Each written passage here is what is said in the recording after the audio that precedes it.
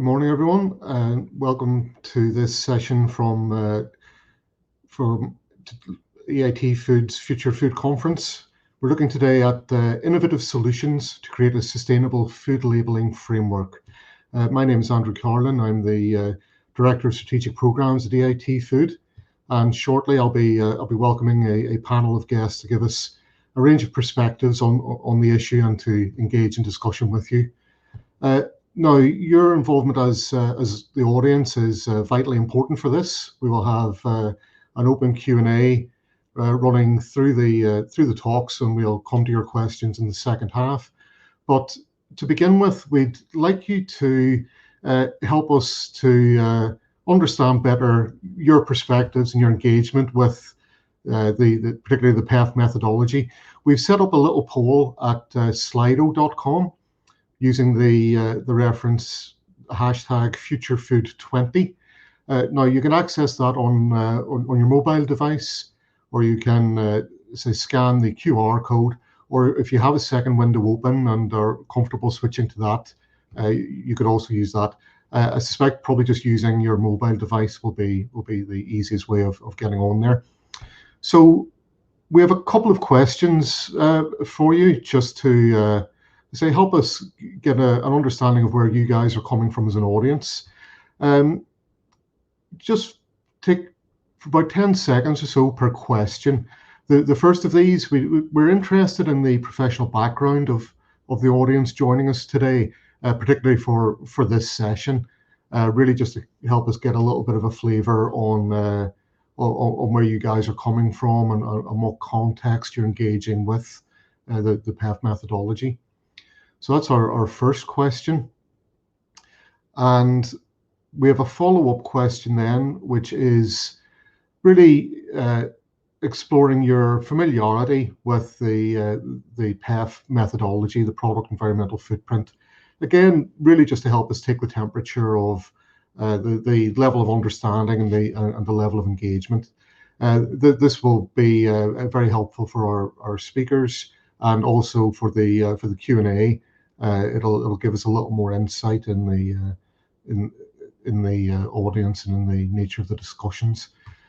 So let's say we had a few seconds for each of those, and we'll bring those results up shortly when we have them. But following on from that, I'm very pleased today to be able to welcome a panel, quite a cross section actually of interests on in this area. We'll be pleased to welcome our colleague Serenella Sala, who's Deputy Head of Unit Land Resources at the Joint Research Centre from the European Commission.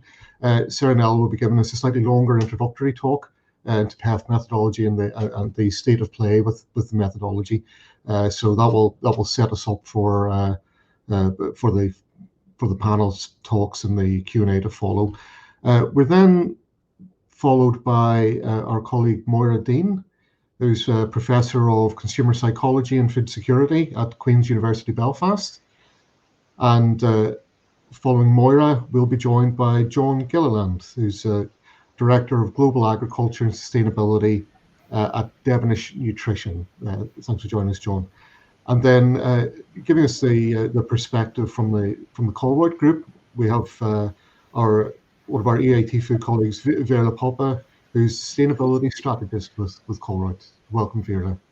Thank you. So I say we'll have a few little talks to run through there, but I say we'll get started to begin with Serenella, who will be giving us the perspective from the Joint Research Centre and the European Commission on the developments around the PEF methodology. So at this point, we'd like to hand over to Serenella. Thanks a lot for this invitation. And welcome to this session to everybody. So the idea of my presentation is just to give you an overview of what the product environmental footprint today represents in relation to several policies of the Commission. Next slide, please. Not only for what concerns the farm to fork, but also for the new consumer agenda that DG Just is putting forward.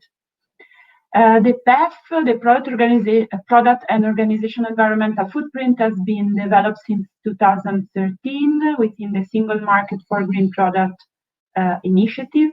And the idea is to really help companies having a standard method to substantiate their claims, their green claims, by means of covering the entire value chain, the entire supply chain of their product or services.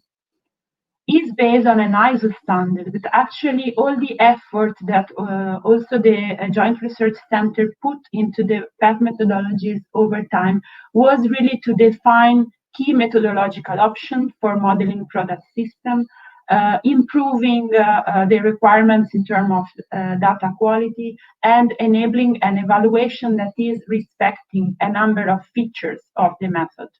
Next slide.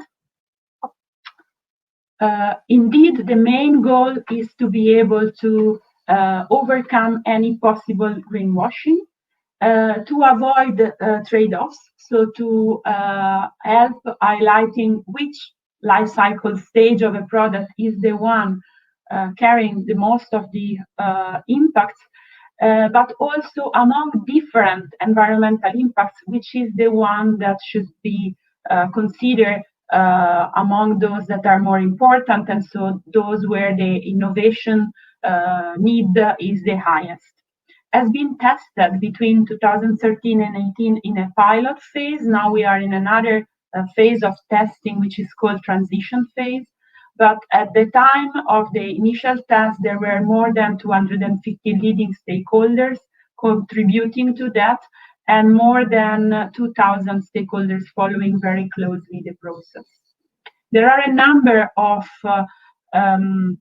international best practice, but what the environmental footprint methods want to bring forward, it's really a method that is reproducible, that is materiality driven, that allow comparability and transparency, which is reliable, so that may help consumer have more trust in the information they are getting, that is agreed, and it's agreed between members of technical advisory boards, so representative of business, academia, public administration, and NGOs, and also that is possibly less costly in terms of the evaluation of impacts, because the idea is to make available secondary data set to all. Next slide. I said that one of the main features is the ability to cover several environmental impacts, and this is actually what now the environmental footprint is bringing, the possibility of assessing not only climate footprint of products, but a number of different impact categories, and also to allow providing additional environmental information when needed. Next slide.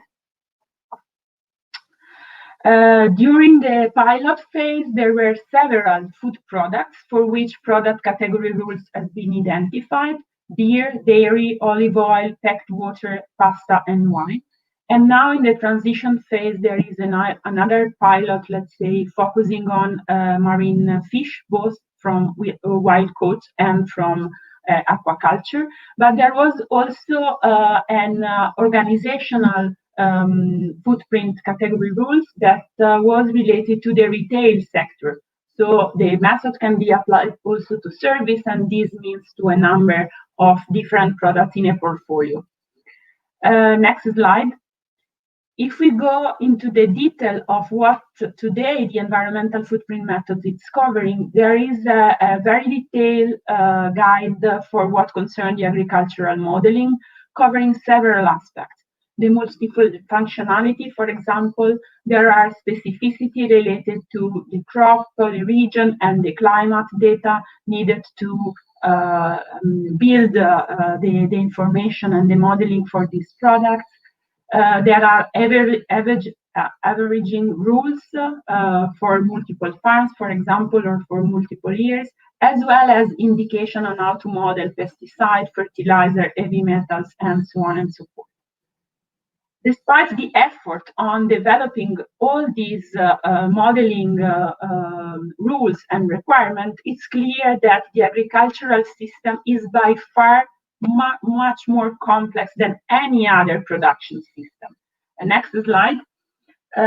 This is the reason why the DG Environment, and we are supporting them in this exercise, has launched an agricultural working group as part or in support of the Technical Advisory Board.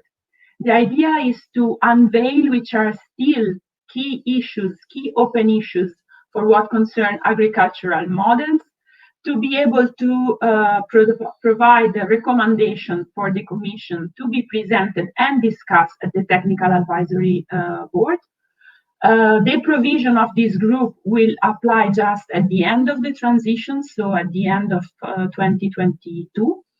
And the group today is composed by a wide array of different expertise. And this is really what was asked, to have a composition of this agricultural working group very wide. Next slide. There are some key milestones in this agricultural working group that cover basically open needs, like improving the modeling of pesticide, the modeling of fertilizer, the modeling of certain aspects of feed digestion and manure management, the modeling of water, and then among the others objective, it's quite important the fact of providing support to assess biodiversity impacts. Next slide. All this effort is because really there is a role, an important role for PEF for supporting a transition towards sustainable food system, not only because of the identification of hotspots along supply chain that may help prioritize eco-innovation needs, but also in terms of enabling consumer awareness on their impacts and their consumption choice, and also to stimulate the market of green products in a level playing field. Thank you. Fantastic. Thank you very much, Serenella, for that. Great. Now we're ready, I think, just to move on to Professor Maura Dean from Queen's University Belfast. Hi, thank you, Andrew. Hello, everybody. So can I have the first slide, please? Okay, so let me introduce my team who's working on this. So we are looking at creating a consumer-friendly, sustainable label for food and drink. And these are all the partners who are working on it. Okay, so let me kind of give you a story. So I'm going to bed and then I'm thinking about breakfast, okay, for my family in the morning. And I think, oh, gosh, I don't have milk. So I'm going to have to go tomorrow to the supermarket before they all work up and get a pint of milk so that they could have their cereal together. Next slide, please. So I get into my car or walk if I get up early enough, and I go there, and this is what is in front of me. I've got, lots of different cartons of milk, and one says Fair Trade, the other one says Organic Soil Association, RSPC, and carbon footprint. And I'm thinking, oh, how do I choose? What do I, I want to be environmentally friendly. I want, I'm sustainable and so on. But how do I decide? Do I go for animal welfare, RSPC? Do I go for carbon footprint, environmental? Or do I go for fair trade, which gives a fair price to the workers? Okay. So this is what consumers face every day. There are lovely labels out there that are telling you about all the wonderful things that goes on in the production and the product of these food. But it is kind of confusing for the consumer as to how and where they should be making the decision. So we thought, what shall we do? Next slide, please. So is there one way that we can come up with a label that will make the consumer decision-making easier? The consumer spends about six seconds, I don't know, very short period of time when they are deciding between products. So we thought, how do we do that? We looked at the definition, FAO definition, and different other methodologies, all the different existing systems that are out there. We asked the consumer, we asked stakeholders who are working in this area, and then we thought, okay, why don't we come up with a system for one of those products? I mentioned milk, so maybe dairy, as well as dairy products like cheese and yogurt, okay? And then can we come up with a system that will make the life easier for the consumer to compare and make the decision. And then we know from FAO definition, sustainability is not just only about the environmental, it also has other sectors. And we've come up with a prototype, which I'm going to present to you and then give you a little, in the next half a minute, talk you through. Next slide, please. So this is our prototype. So if you start from left to right, the left one shows you there are 3 elements to our labeling. One talks about the environment, the other one about the societal, and the third about economic. So for us, sustainability has 3 elements. And all the things that underpin environmental, okay, can be scored, can be amalgamated, and then you can come up with a letter between A and E telling you A is most environmental friendly to E least. Similarly, you could do for societal and economic. Then the question is, do we just present to the consumer that final score, or is there any benefit to actually telling the consumer that what underpins that? So for example, environmental, there are something like 20 elements that could be using the PEF methodology and others. We could come up with a way of presenting it in terms of climate, water, land, air, and more or less, depending on what you want to give. And so the consumer could understand not only what went in to make up the environmental score, but also they could look at, make choices in terms of, oh, this is good in terms of land, but not so much in terms of air, and so on. Similarly for social as well as economic. And then how much of this information actually goes on a packaging, and what do the consumers want, how they understand these things are still yet to be done as part of the project. So I'm just going to leave you here. And if just to make sure that you see that when there are like labels or the circles without anything, that means these are factors that are important, but at the moment we do not have any information to be able to do the calculation. Thank you very much. Fantastic. Thank you so much, Maura, for that overview. Certainly a range of consumer perspectives to take account there. Now, we're joined by John Gilliland, the Director of Global Agriculture and Sustainability at Definition Nutrition. Welcome, John. Good morning. Can I have my first slide up, please? So I want to give just a little glimpse of our experience of using product and organizational environmental footprints. We actually been working with SRUC in Scotland who have a thing called AgriCalc, which looks at measuring footprints. Because for us as livestock farmers and a research company, what we want to see is what could we do to improve our practice so that we will get a better result out of the PEF and use PEF to position our products and our systems within the eyes of the consumer and bring transparency. And one of the key things that has concerned us in this journey is that, much that we actually believe journey that PEF is on is the right journey to be on. We have to look at the totality of what we do as land managers as such. We bought a research farm in 2013. We've been delivering a soil improvement program. We've been measuring soil carbon sequestration. We've been measuring carbon sequestration on trees and edges. We've been improving our water quality by looking at roots over land flow.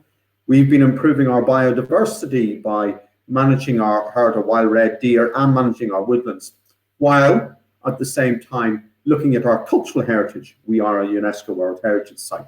And we've been doing that in partnership with Wageningen University Research as part of our global network of lighthouse farms. And just to give you an understanding of some of our experiences, could I change to the next slide, please? One of the key things that we have, explored and found as such is these footprints are really good, but actually we need to continue the journey. Is that at the moment in greenhouse gases, for example, and particularly in ruminant agriculture, which we have in Ireland, we measure gross emissions.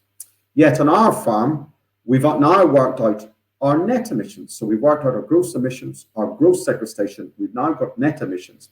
And we've actually created digital baselines so that we can go back every 5 years and measure our progress. And we need to look at the next iteration of PEF is how do we bring in the issue of carbon sequestration? How do we get net emissions?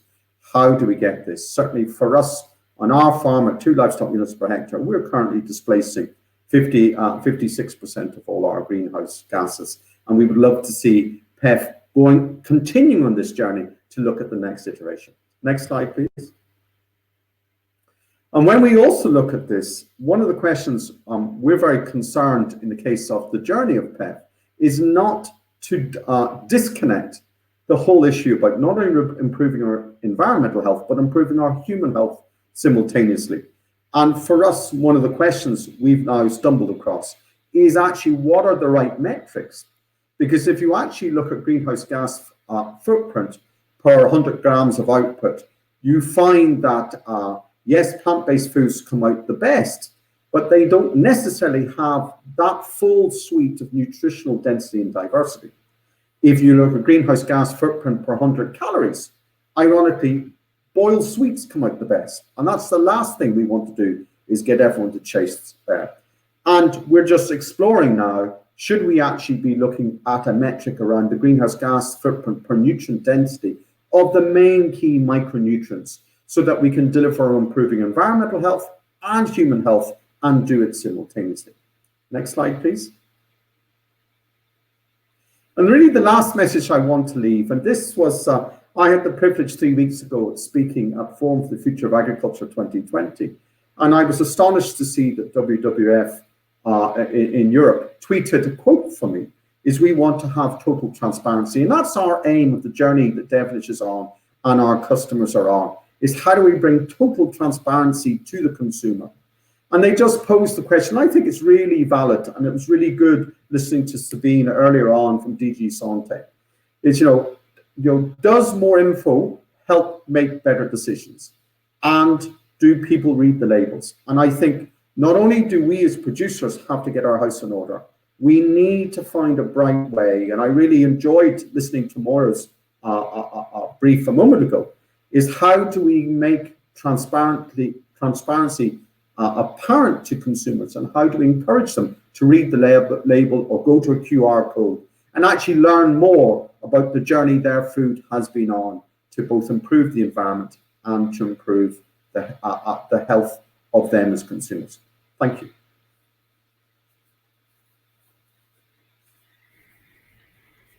John, thank you for that. Again, very different, very interesting perspective to add to the mix.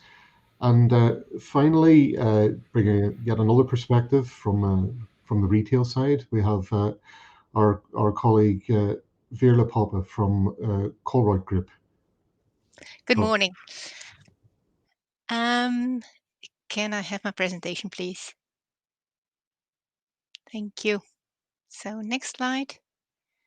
Just to start with, our mission is as a retailer, Colruyt Group is a Belgian retailer, and we want to stimulate and enable sustainable and conscious consumption. This is really our vision for the next years. And next slide, please. Just who is Colruyt Group?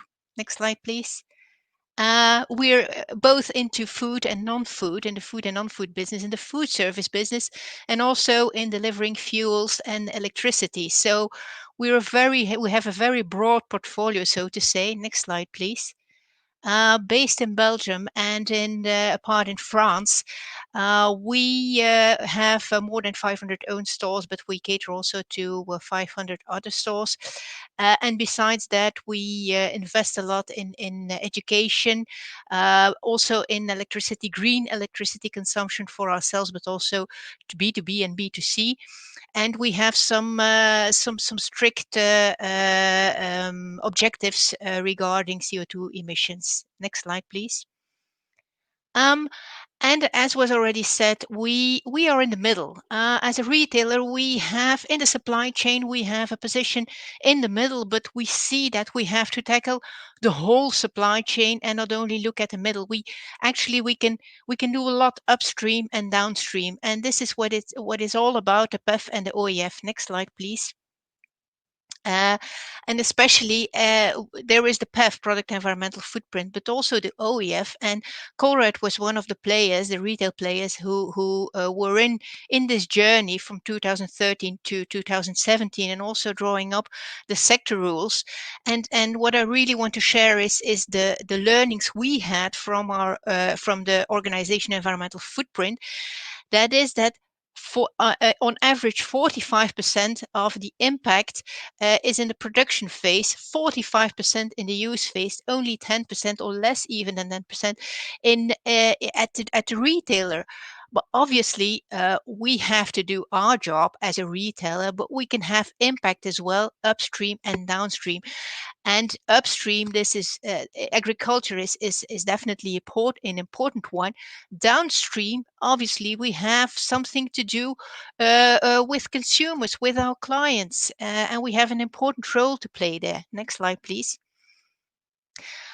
We actually have already been doing quite a lot of studies since 2013. We have done PEF-based studies because there are no PEF-CRs yet for the pork, for beef, but also in the non-food sector in the diapers. And recently we have done quite a lot of studies on with PEF on the product environmental footprint for more fresh produce such as apples and potatoes. Next slide, please. Now, as a retailer, we'd love to have a harmonized label. We agree that greenwashing should not be the case anymore, and we should go for a harmonized label.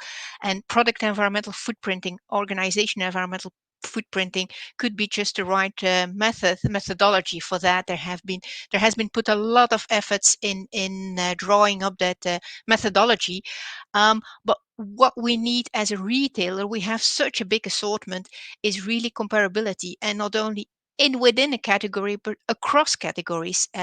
We have done a large project together with EIT on environmental footprinting, and what we saw is that consumers today, they are very aware, especially in Belgium and also in France, of the Nutri-Score, and they actually compare some sort of an Enviro score to the Nutri-Score. They want something that's comparable across categories. Another very important thing is that at this moment we only have 6 PFCRs, which is too little really, and especially in the fresh food, we need more product environmental footprint. We need product environmental footprint category rules for meat, for fish, for fruits and for vegetables. We know from research that it's especially there that consumers would like to have more information on the environmental footprint impact.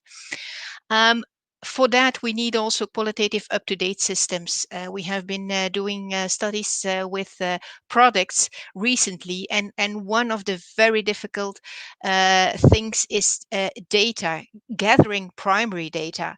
And also having up-to-date secondary data.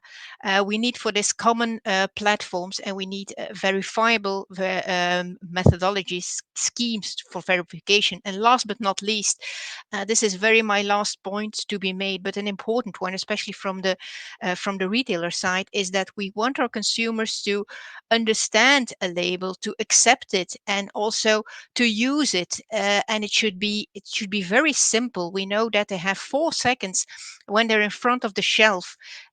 It's just a split second when they take these decisions. So it should be verifiable, but also comparable and easy to read. Thank you.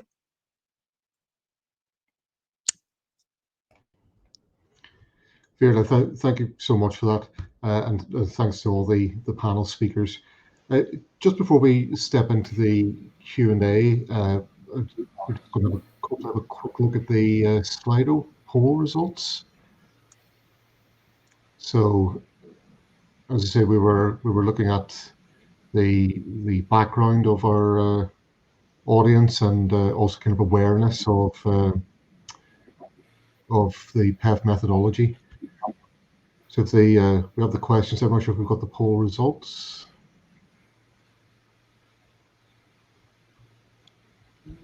So quite a large other section there, which is probably not the most helpful for distinguishing people. But as I say, we've got a balance there between industry and academia, though. So I mean, perhaps what we're seeing there is a reflection of the developmental stage of the PEF methodology and the interest and the journey from theory to practice being reflected there.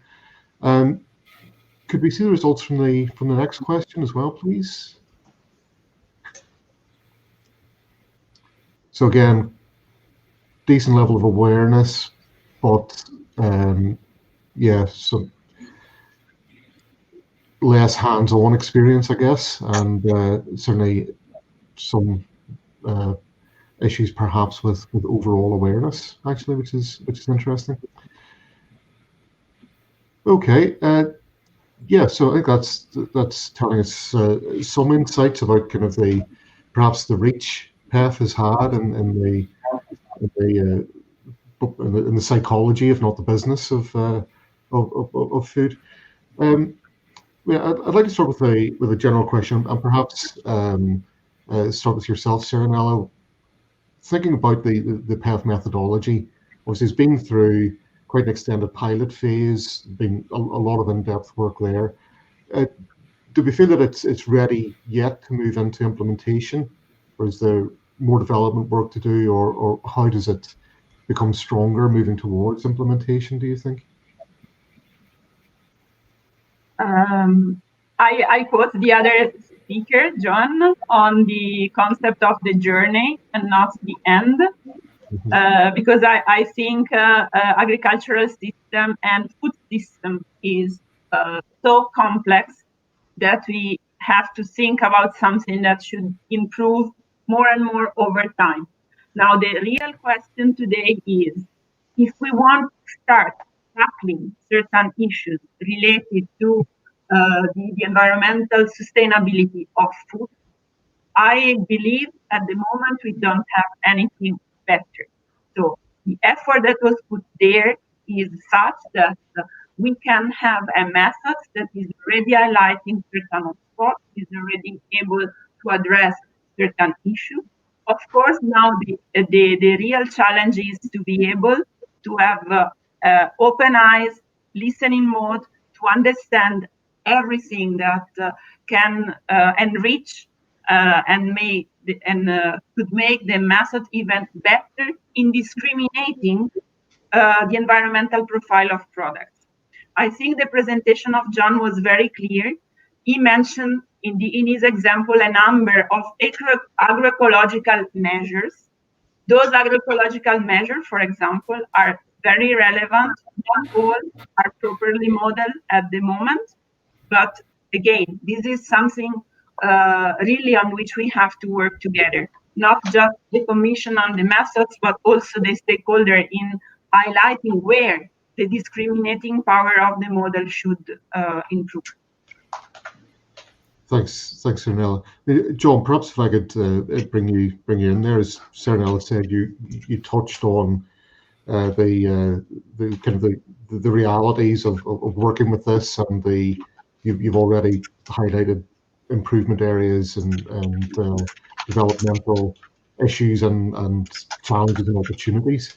So if I was to kind of ask the same question about the degree of readiness or perhaps the distance to travel for this to become maybe more mainstream or more widely adopted as a business tool as well as a consumer tool? I think the journey that PEF is on is a really valid journey, and I will support it and have supported it where I have been asked previously to have input in it. I do have some concerns. One is the speed to which it's going at, because there are now many tools like PEF already in the marketplace. And there are also much desire from both consumers and retailers for a European-wide PEF.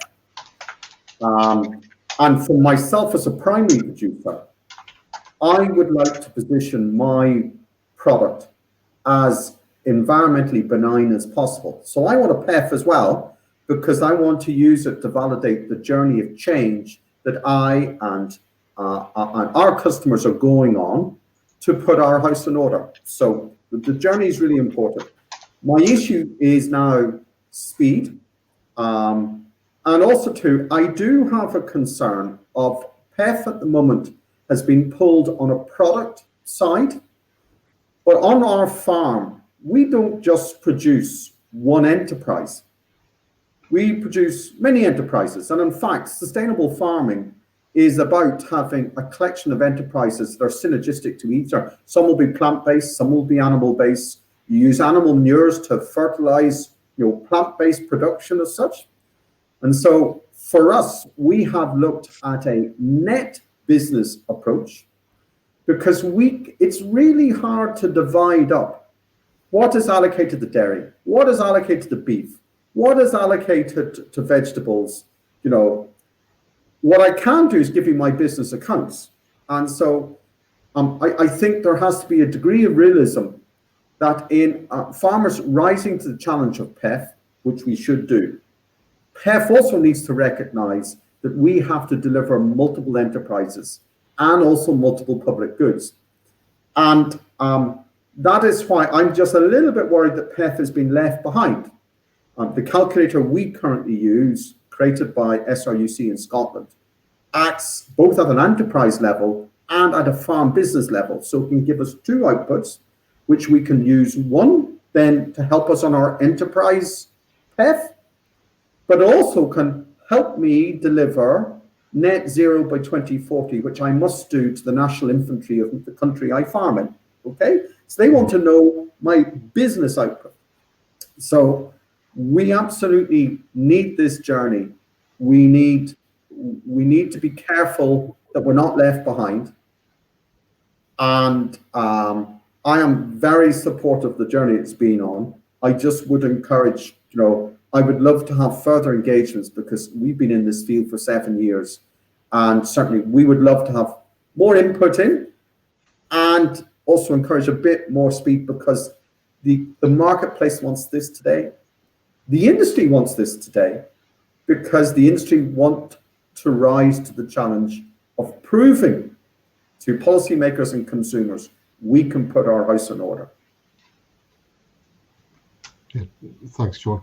Picking up on your thread there about the organizational relevance and the need for that to happen in parallel. I was just thinking, Veerle, picking up on your talk, where you mentioned being part of an organizational pilot as well. I guess there's probably a couple of reflections there from your perspective, which you described, incredibly accurately, in the middle of the upstream and downstream. You can see that a product label would be relevant, but would an organizational standard, a supplier standard, also be a relevant thing for you, or perhaps even more helpful? Well, for one thing, there's a difference between the product environmental footprint, which is really the impact of the product from the very beginning until the very end, and I think that is very relevant for consumers.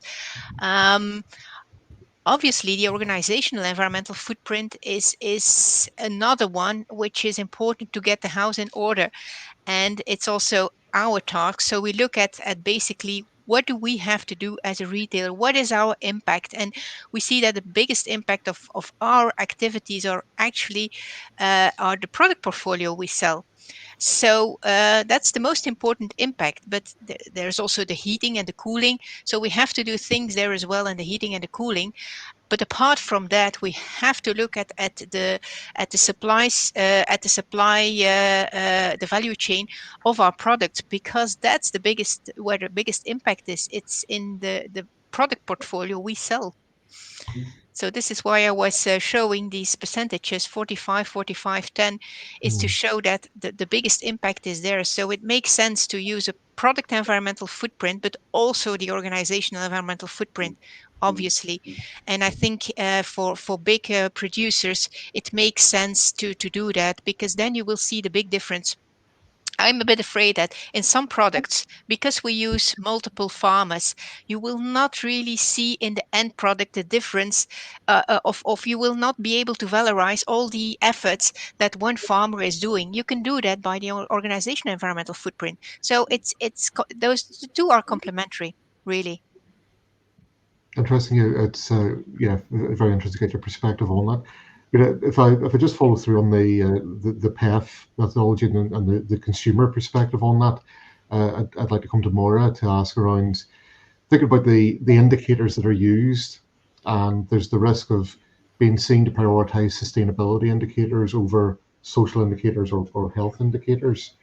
So I'm wondering about are there dangers perhaps in moving to a model which prioritizes one set of indicators over another, or should we be trying to do something more integrated perhaps?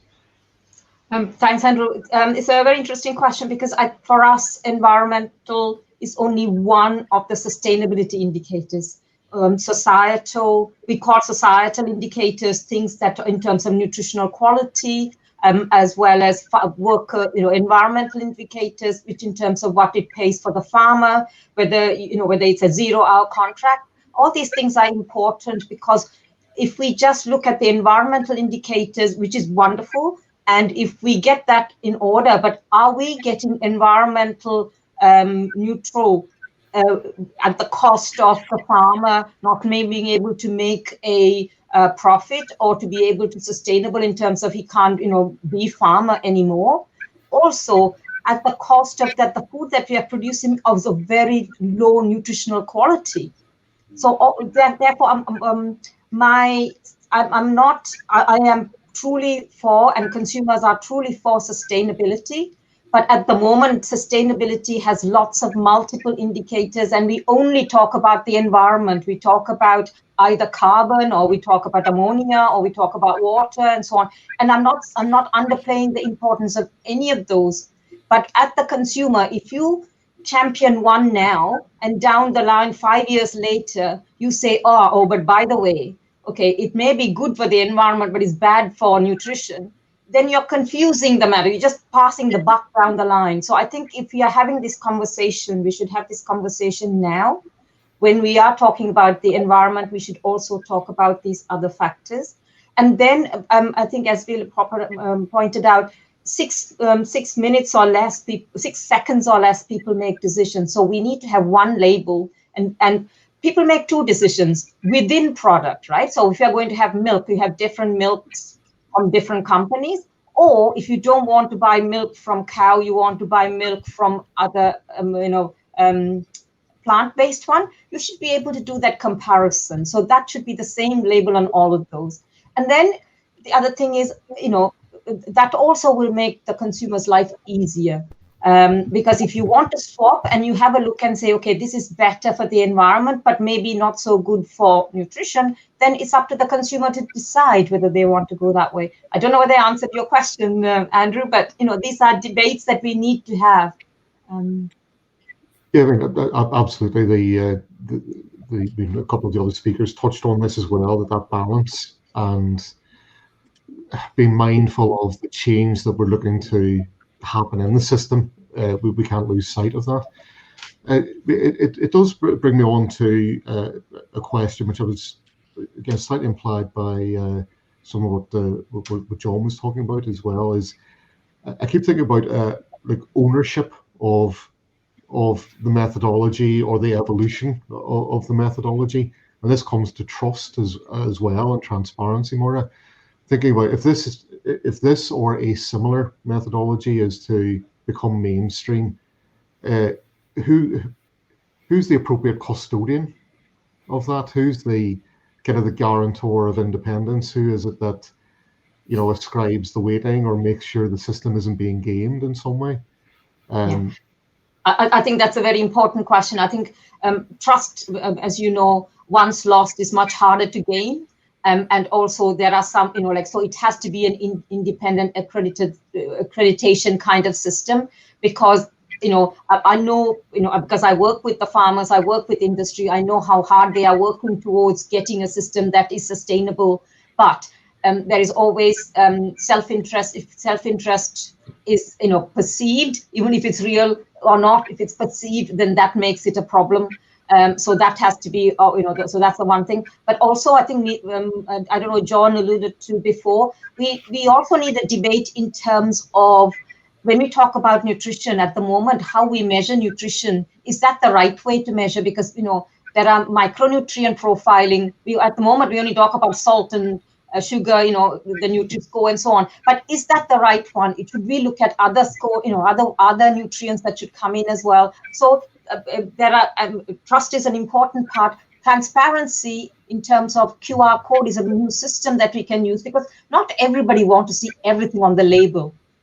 Because you can't use it, it might become confusing. But there are some of us who would like to know at a certain time in our life more information. So maybe it's about the transparency of information that underlies there and some way of accessing it when you want to do it, but not when you are buying it. So that's a thing to think about as well.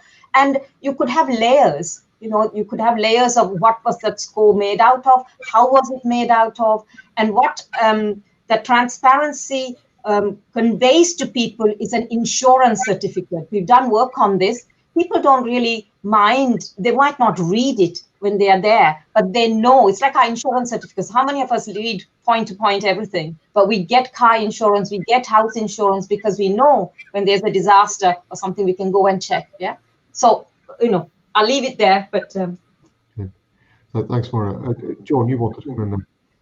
Yes, I mean, one of the key things of PEF, and I am guilty in this. I mean, I am interested in PEF. One is because it's coming from the European Commission, it will be seen to be independent of me, okay, which I think is good, because I want PEF to independently verify and record and report the change I deliver in our behavior and in our customers' behavior. For example, we look after the ruminant sector. Ruminant agriculture, ruminant products are seen to be the pariah in climate change. Yet, on our farm, we have displaced nitrogen fertilizer by 70% by switching from perennial ryegrass to herbs and legumes. We've had far better performance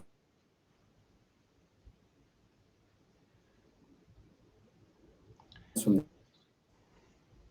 John was just frozen there. Yeah, so we just lost John. Okay, I mean, Want a PEF that is. From that, sorry. Oh, you're back. We lost you there for a second, John. My apologies. Can you hear me, Andrew? Yeah, we can hear you. The video's a little bit glitchy, so perhaps audio would be great. Thanks. Can you hear me now? Because I've switched off my camera with the hope that. So what we're really interested is having sensitivity that picks up on taking from Ferrell's point earlier on, is we would like to offer our customers, and that are the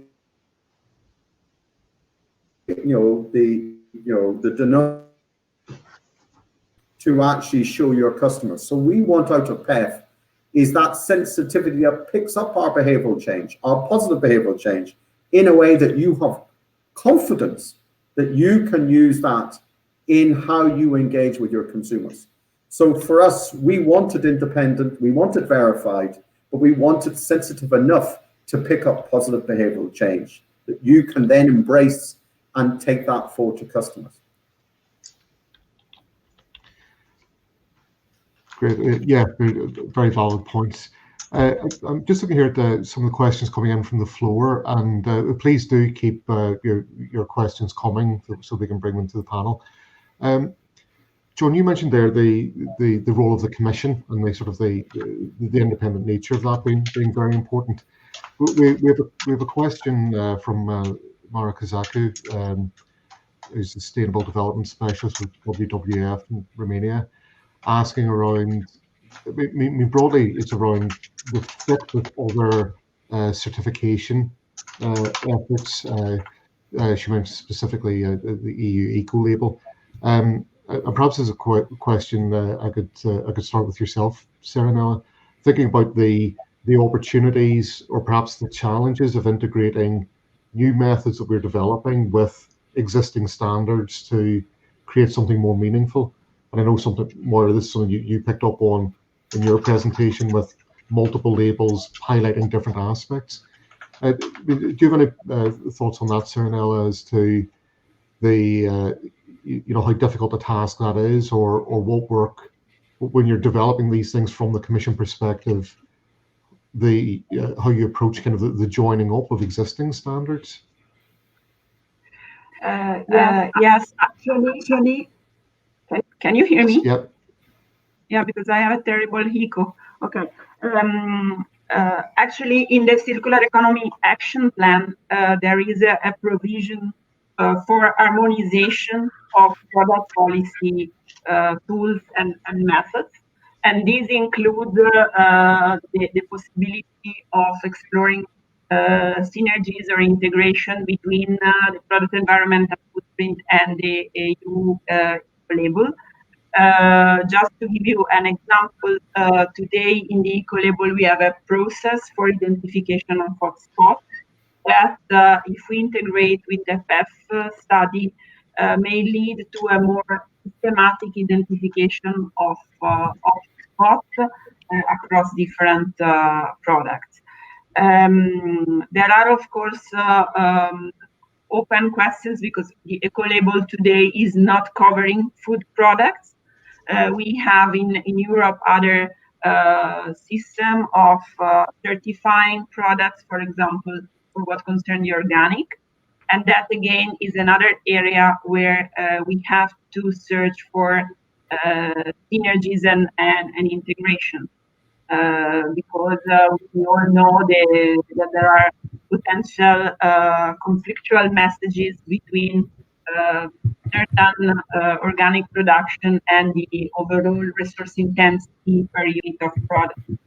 So those are together with other discussions that are ongoing, for example, on the aspect of delivering information related to nutrition and not to the product itself, or the importance of having the product environmental footprint or together with the organizational footprint, because I think some of the points that were mentioned before are also related to the trust, for example, in a brand that the consumer have.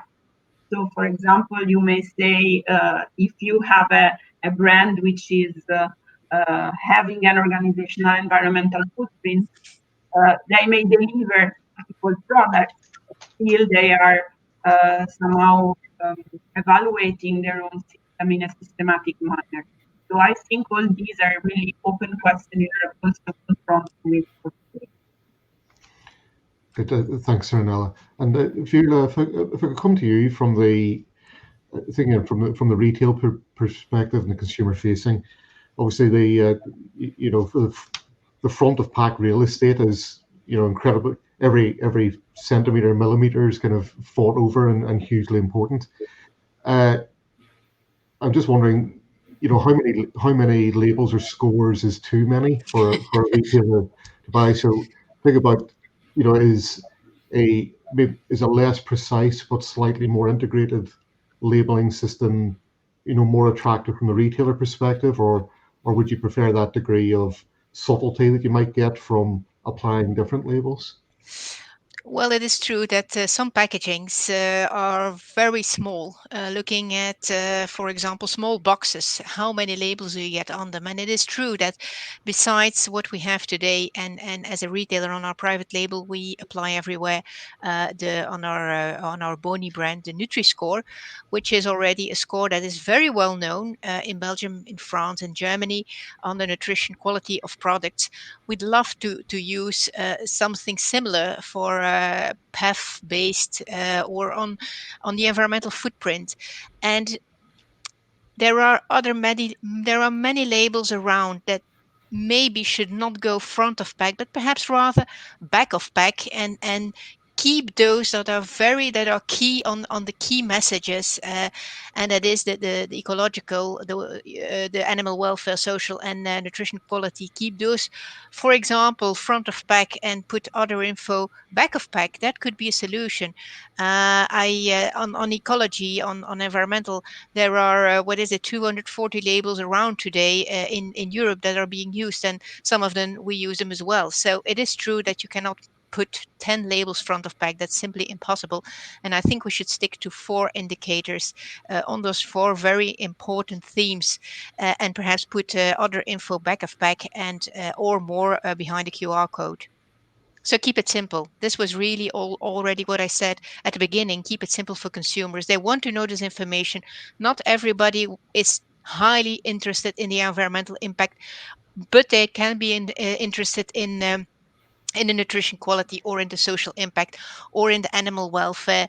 Those are the big themes, and I think there's a bit of a danger in combining everything, because where's then the granularity of all of that information? Yes, interesting. I think about sort of the information and the data side of it. A thread that you've mentioned there, which Maura, you'd mentioned as well, about the consumer willingness to access layers of information using QR codes, using much more sort of digitally enabled, casual kind of inquiry, I guess, to get there. It does raise another question in my mind, which is around the issues around data ownership, data control, data security, data standards underpinning this. We all know from from a lot of the response around sort of COVID and vaccination programs, the public acceptance of sharing of data, accessing data can be sometimes operate as a barrier to schemes becoming effective.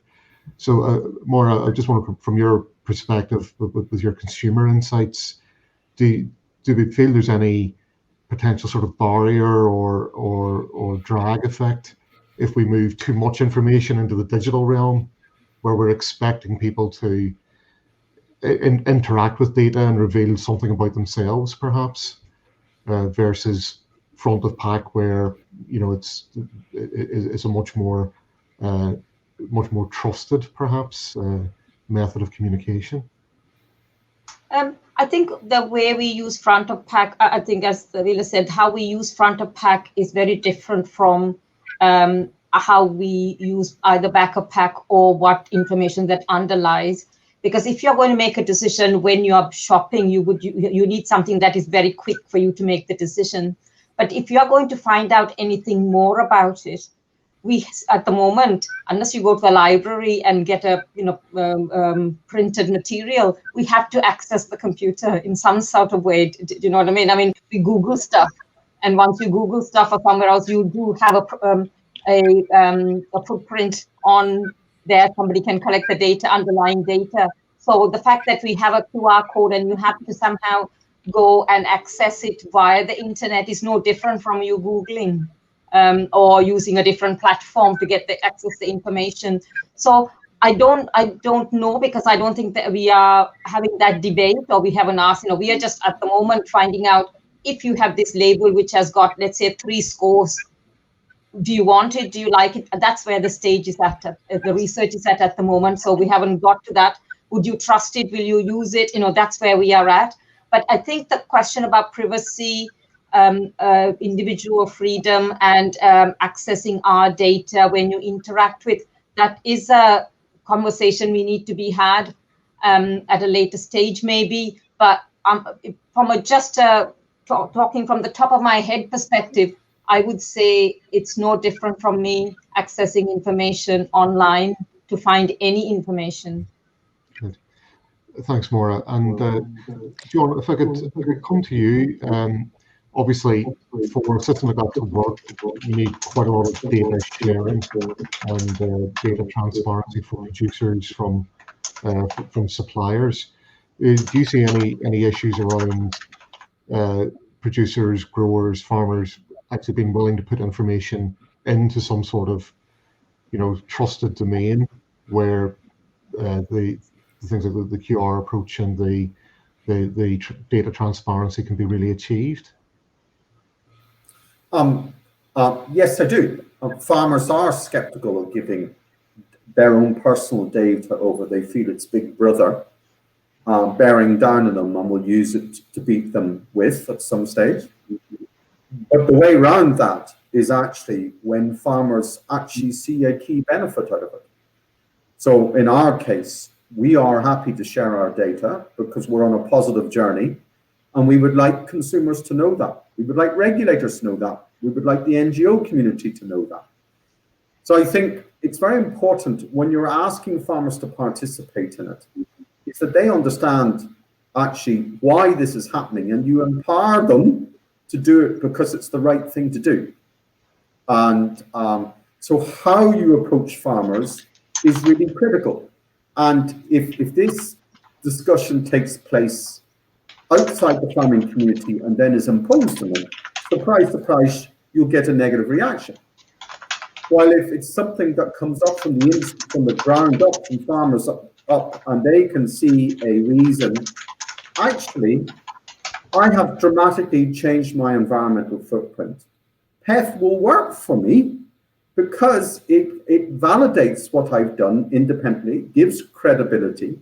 It means the purchaser of my raw material has more confidence and hopefully will want to come back on a repeated basis to buy from me, and that it is a supply chain partnership. And I think it's really important we go on this, that it's seen as a supply chain partnership, that there is benefits in for everybody. It's a win to the consumer. It's a win to the environment. It's a win to the retailer. It's a win to the processor, but it's also a win to the primary producer. And we need to build an ethos around this, that this is actually about bringing equity right through the supply chain. So there's transparency, but also all actors are allowed to make an economic return and therefore have a future. So it's in that approach, you will absolutely get farmers engaging positively. Excellent. I mean, that does lead into a question we've had from the floor as well, from Imran Afzal at PepsiCo. One of those is, do we feel that PEF is on the road to becoming mandatory, or should it become mandatory? Yeah, I think you've made the case there, John, for saying it works better on an elective basis where the value is clear and people are positively choosing to be part of it. But I think it is a question that's kind of out there in the debate. Should we be looking at something which is mandatory? Perhaps a come to you, Firla, on that from a retail perspective. You know, how would that play in your world if this was imposed rather than kind of an exercise in choice? Well, I mean, it would mean that everybody uses it, and that would make it easy for the consumer because they would see private label A brands all neatly one next to another with the same kind of information, such as the nutritional values on a package. I think it's basically the same. And I think the important thing is that it should be, and I want to put the thing whether it should be voluntary or mandatory. I would like to leave it in the middle, but I think it should be harmonized. There are too many methods around, 80 methods. It's just too much. There need to be one method, one methodology, one system that is verifiable, reproducible, etc. And I think that's the important thing. And if it would be mandatory, obviously it would be on all packagings, as I said, the way nutritional information is now at the moment. Indeed, and I just want to move from the consumer perspective, and perhaps I'll come to you more on this. I'm not sure what you think the strength of feeling is, kind of in consumers at the minute, as to whether the perceived benefit of this would support an across the board approach, or whether people are happy to work with those brands who are choosing to go the extra distance, perhaps. I suppose, from a producer, like from a retailer perspective and the producer perspective, that's one way you could show that you are you are more sustainable is a unique selling point, kind of, you know, an advantage point. But from a consumer buying perspective, it will be so much easier if it's all harmonized, so that all you have to do is go and you can compare like with like, and then you can make your choice depending on whether you want more on the nutrition quality or you want more on the sustain, you know, on a different part of the sustainability. Makes life easier as a consumer. But they should, I don't know whether they, I don't know whether, we haven't asked whether it should be mandatory or voluntary. But I think it's something that as a food system, we need to make a decision rather than ask the consumer. You know, it's like asking the consumer, should the seat belt be compulsory or mandatory? Do you know what I mean? If you want the consumer to do something, then you should make it mandatory. If it's important enough, if it should be made mandatory.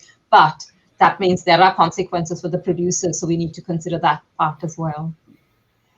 It's an interesting analogy, because it does almost bring us back to kind of the public health arguments around food messaging and food labeling, which again, it brings us on a question we've had a couple of different iterations from the floor, is around if we get to a score, how do you balance out the health aspects, the environmental aspects, the economic aspects? You know, so how do you reach, if you like, an index which gives an appropriate balance to all of those factors? I mean, perhaps there's a question you could talk to Serenella. I think so it's almost a technical question as much as a political or a policy question, perhaps. You know, are we on that road already towards being able to understand how we balance these things effectively, or is that always going to be a policy decision, perhaps?